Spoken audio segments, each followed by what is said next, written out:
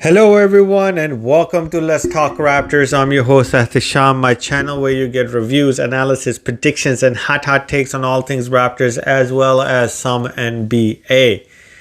It's been a while, and as you can see, it was just been a lot of busyness with, well, as you can see, not really groomed, so I don't really have much time lately in order to make videos or do anything else other than take care of my family and work. So I hope you guys understand that, and given that my commitments have changed, reviewing every game no longer is sustainable, and it didn't really help out. Every game is different and you can't really judge a pattern unless you watch a few of them all together and then you analyze. So going forward, I will be doing weekly reports on the Raptors, and today is the first of them. So without a further ado, let's talk the Raptors weekend review. So the Raptors had a 500, you could say, week this week. And prior to this, the Raptors have been struggling like shit. I think our record was 24-29 23-30 going into today's game. So the Raptors haven't been doing good. There has been a lot of rumors surrounding the Raptors, and I will get into all of that. So let's talk about the week first of all. The Raptors played Phoenix. We lost to them 114-106 for the Raptors. Then we played the Utah Jazz, which again we lost by 3 points. From Utah scored 131 and we scored 128. Then we finally beat the lowly Rockets for 117 for the Raptors, 111 for the Rockets. And today, we finally beat Memphis Grizzlies in a freaking close game on a 106 for the Raptors and a 103 for the Grizzlies, which came down to a buzzer beater by Jaren Jackson, and he missed it. So overall, let's first of all talk about the Raptors offense. It seems like the Raptors offense is getting better, is progressing better. There's a lot more ball movement happening. The Raptors are doing a little bit better in regards to not just doing ISO. Everybody else is getting to touch the the basketball. But again, on the offensive side, there are damn lulls that put us back in the game. And it's been a pain in the ass because the Raptors have been very close in this season in a lot of games, which are decided by 5 points or less. And the Raptors have seemed to struggle closing out the games. And that has to do a lot with their offense. The Raptors, they're the top fourth quarter team, but they struggle offensively in big durations of time where they don't score the ball at all. And it's like dumbass shot after dumbass shot. And it seems like for some reason they're not listening to Nick Nurse anymore. And I'll get into that as well. So the Raptors offense is starting to improve, but it's still not there. There's still situations where the Raptors aren't moving the ball around. Everybody's not cutting. There's some ISO going on, especially when, the ball gets in Pascal's hands sometimes, or Malachi Flynn. I don't know. He did a pretty good job today, but he takes some stupid shots, man. And I don't know how you can continue to do that. I know he wants to prove himself, but taking those shots only gets you bench faster. Another issue I'm seeing on the offensive end is that Scotty Barnes waits a very, very long time in order to get involved in the game. As a sophomore, as a second season, he needs to take a more of a primary role. And the way to do that is by just being assertive, because everybody wants him to have the ball. But there's another way to make it happen, and that's something that has to do with the trade deadline, and I'll get into that. Freddie has went off this week. He has been going off since he had a few bad games, and he's putting everybody on his back. He's scoring 30 above in almost every game, 25 above on average right now in the past few weeks. So he's doing well. And this week he kind of carried us against, Utah. Jazz against Phoenix Suns. So he and then the Houston Rockets. Like he has been the guy that's been carrying us, and everybody has been contributing around him. And Gary Trent Jr. is one of those guys that is really, really contributing around him because it seems like he's finally getting his rhythm. But Pascal has seemed to be taking a back seat. Now that can be contributed to the fact that now he's being double teamed more often than other players. There's more concentration on him, so it's understandable that it's difficult for him. He's maintaining about 19 to 20 points. On some games he'll have above 23 to 25 points, but as a superstar you need to figure out that you can get double teamed but still score 25 to 30 points. That's what we need from him. Now, does that have to do with the offense? Maybe. And that's something that I will discuss when I come to Nick Nurse in overall analysis of the Raptors, or throughout these weeks and especially this week. Now, on the defensive end, OG Anunoby has been out. I think he's been sat down in order to ensure he doesn't get injured, because the injury that he has been sat out for wasn't really that hard. I could be wrong. But it seems like he might be getting traded and they want to save him before, so he doesn't get injured.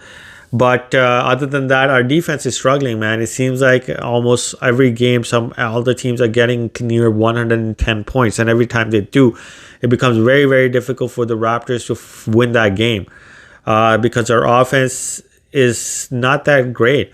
And we need to make some moves on that. But defensively, same thing. The Raptors are doing stupid fouls. Pascal is averaging almost 5 fouls per game.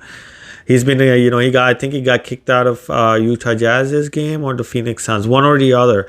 And today he had 5 fouls too. Like, come on, Pascal, as a superstar, as a good defensive player, you need to be much more better than this. Now, it's not all on him. I think it has a lot to do with the fact that we don't have a shot blocking center, a big body, and they have to be really chippy in their defense, and the refs are calling them on it. But the Raptors need to do a better job. They need to, we're giving away open layups. We're giving away, 3-point shots on the corner, which are the easiest shots to make. And it seems like the energy is down for the guys overall on the defensive end, because the plans on the offensive end aren't really motivating them. And the team is no longer one of those teams that wants to just concentrate on defense, which is, again, not good to do. But again, that has to do a little bit with the coaching staff. So that's the offensive and the defense. But overall, in this week, the Raptors played good games. I think the game against Phoenix Suns was pretty good. We fought till the end. Houston Rockets, we should have beat them, so we beat them. Memphis today, they didn't have John Morant. They didn't have Steven Adams. So it wasn't really much of a game for the Raptors to win. They should have won that, and they did. The game, Utah Jazz, come on, man. They traded away yes, they're a surprise team, but they traded away all their main pieces, and we couldn't beat them with all our full, roster. Come on. And it seems like the Raptors are no longer buying into Nick Nurse. That is one of the major things that I have noticed. It seems like all of the guys are starting to get frustrated because there's no consistency in the lineups by Nick Nurse. He's throwing different lineups here and there. He's really afraid to test other guys. So there's so much onus on the, Fred VanVleet, Pascal Siakam, Gary Trent Jr., Scottie Barnes, etc. And they're having to do everything they possibly can. And that also has to do with the frustration with Bobby Webster and Masai Ujiri, possibly, because not having a center is exhausting the shit out of our guys. They're having to do so much on every aspect of the floor, whether it's offensively or defensively. And then, Nick Nurse gives Malachi some games where he lets him have a few games, and then he sits him out for, 7 games in a row. Then same thing with Tad Young. He's sitting out. Hernan Gomez was doing so well. Now he's sitting out for some reason. Chris Boucher is getting limited minutes. Precious is being run into the ground even after coming back from an injury. So it has to do a lot with the maintenance. And Nick Nurse, I get it. You believe in your certain guys, but we're in this, you need to give your guys a little bit more freedom on certain things, and he's not doing that. And I think it's leading to frustration and exhaustion by most of the players. And the next part is the uncertainty, right? The Raptors, a lot of the, Fred VanVleet is going to be a free agent coming season. Gary Trent Jr. is going to be a free agent coming season. OG Anunoby is pretty much considered to be on the trading block. Pascal, I think after next year is going to be a free agent. Scotty Barnes is coming up the ranks, so is Precious Achua. We signed Otto Porter Jr., who's been injured and pretty much garbage for us.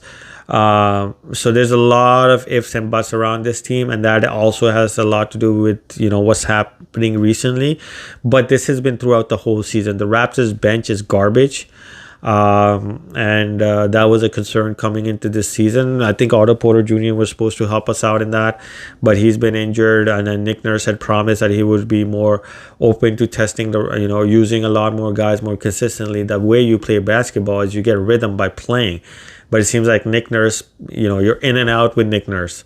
And that doesn't help most of the guys, especially younger guys like, Malachi, who's, you can't say too young anymore, but come on, man. He never really got to play consistently. So the trade line is coming up, and I think the Raptors need to make moves. The way like I said, the way you want Scotty Barnes to take the next step is by limiting the amount of everybody, you having to satisfy everybody's ego, right? When the Raptors are playing, you got to satisfy Fred VanVleet, you got to satisfy Pascal, you got to satisfy OG, you got to satisfy Precious's ego, Gary Trent. So where is Scotty being put as the next main guy, right? So there needs to be some shift in responsibility where, for example, I'm not saying, you trade everybody, but I'm saying you find 3 guys, especially the guys you're going to keep in the future.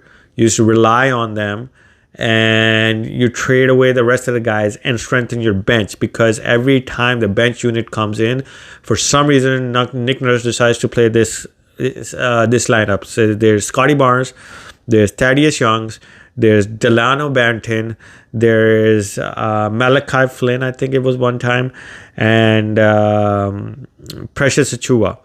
And out of those 5, who can actually shoot? So that tells you our bench has Chris Boucher instead of Precious Achua.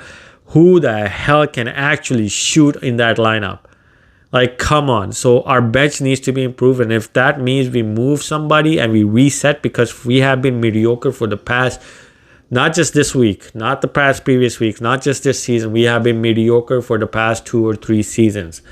And the Raptors need to do something different. Now, does that mean you get rid of Fred VanVleet? I don't believe you should, because he is your, leader at this time. Pascal, possibly. OG Anunoby, possibly. Yes, he's the defensive player, but in order for your Gary Trent Jr.'s, who are going to be cheaper to sign, and Scotty Barnes and Precious Achiuwa to take the next step, some of these guys gotta go. And you got to put more but more scoring freedom on these guys. Let them grow their game. So in the next 2-3 years, you are the Memphis Grizzlies, right? That's what they did. And get some picks out of it. Strengthen your bench with younger guys who can actually grow into something. And bring in a damn center, man. If you're going to keep these guys, trade Malachi Flynn, Tad Young, anybody you can, we're going to get Chris Boucher. Get a damn center and move somebody from the starting lineup onto the bench so we can do something with it. But we got to make some moves, because we are stale as shit and we look like crap. The games we're winning against crappy teams, but we're losing against crappy teams too, like Indiana Pacers and those guys. Come on, man. You got 2 previous All-Stars, you got a Rookie of the Year, you got possibly a Defensive Player of the Year, and then you got Gary Trent Jr., who played with Damian Lillard and has a potential to score 50-point games. Yet you cannot manage to beat the teams that are under 500. Come on. The Raptors are still, they have an issue. I don't know if it's with the locker room or with the coach, but there needs to be moves made. I'm not saying you give them away for like a normal person, but if people want Tad Young, trade him. Like for OG, those guys, you want to get a big trade. I get it. But if Fred is going to walk off in the offseason and you can't afford him, trade him, man. It's about time. Blow it up or find a center for a reasonable price that can help these guys. And then these guys will want to stay. But at this time, the Raptors' future is up in the air. It's very difficult to see us doing something special in the next few years unless we start to make some good moves.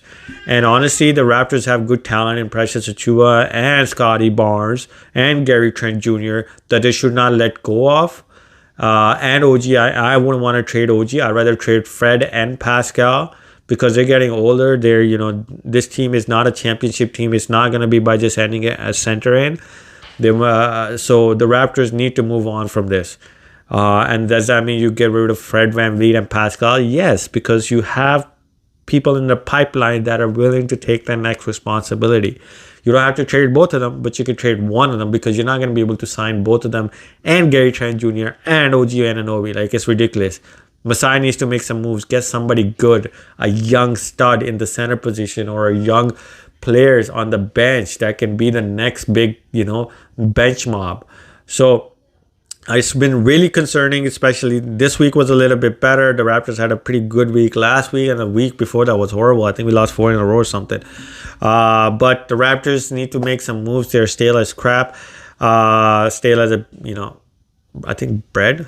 Anyways, watching them is not fun. It seems like the energy is out of this team right now, and there needs to be some shake up to make them look, feel better. Let the Raptors fans feel better about something. It's been boring as hell, especially the off season too.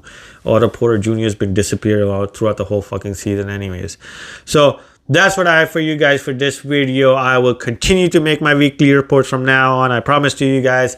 And hopefully you guys will hit that like and subscribe button. You hopefully will agree with me into some of this analysis I provided. If you did not, leave a comment. Let me know. Let's talk about it. And I will see you guys after the next week.